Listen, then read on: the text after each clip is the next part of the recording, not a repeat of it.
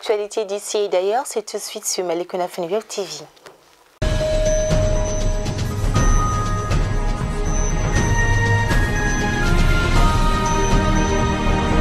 Hier, mercredi 4 août 2021, des responsables des organisations de la société civile réunis au sein de la mission d'observation des élections au Mali, Modèle Mali, étaient face à la presse à la maison de la presse du Mali à Bamako pour pouvoir attirer l'attention des autorités de la transition sur le délai restant de la transition qui est de 8 mois. Tant qu'on n'a pas des institutions légitimes, la sanction politique de la CEDEAO ne sera pas levée.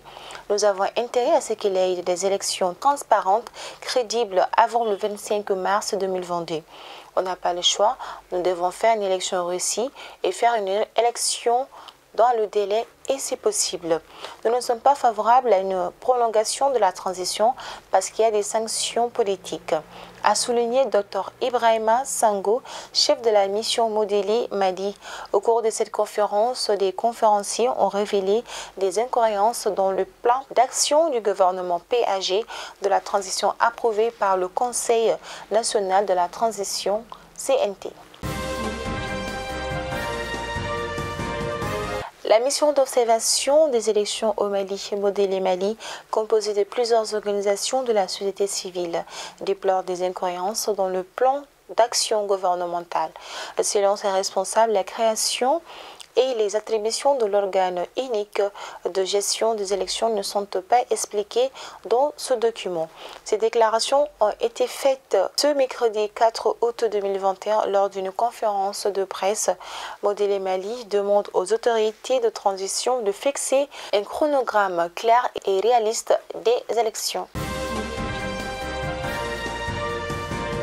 Avec les nouveaux éléments dont elle dispose, la justice malienne vient de renouveler auprès des autorités ivoiriennes sa demande d'extradition de Karim Keïta, cité dans le dossier de la disparition de notre confrère Birama Touré.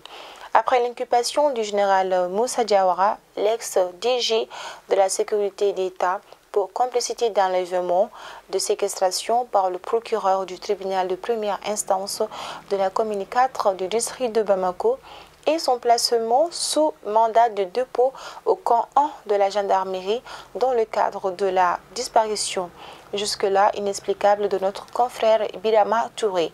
L'extradition de Karim Keïta, fils de l'ex-président Ibrahim Boubacar Keïta, cité dans ce dossier, sera imminente, a-t-on appris.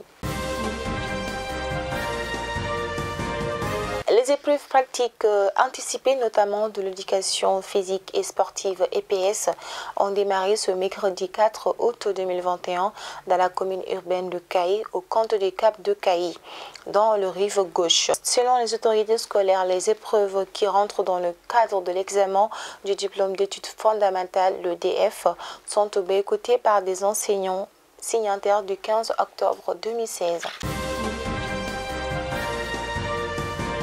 À présent, place à l'actualité en dehors de nos frontières, direction la République démocratique du Congo, où cela fait plus d'une semaine maintenant que le différend perdure entre confessions religieuses sur la désignation du président de la commission électorale.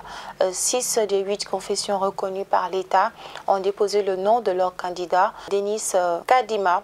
Les églises catholiques et protestantes qui le soupçonnent d'être proche du pouvoir estiment que c'est illégal et pointent que les pressions et menaces exercées sur les chefs religieux et d'autres candidats pour permettre cette désignation, alors que l'opposition et une partie de l'Union sacrée ont suspendu leur participation à la CENI.